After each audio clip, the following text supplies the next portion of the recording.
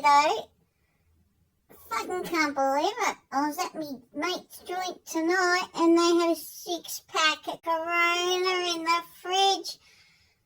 How on earth, why the fuck would anyone have that in the fridge? Like, everyone's killing each other with toilet paper, yet this bloke's got a 6-pack of Corona 19 in the fridge. Well, I think it was 19, it was freaking Corona. Everyone's dying. I mean, I don't know what you French are doing over there, but we've run out of paper here. Much love, bye.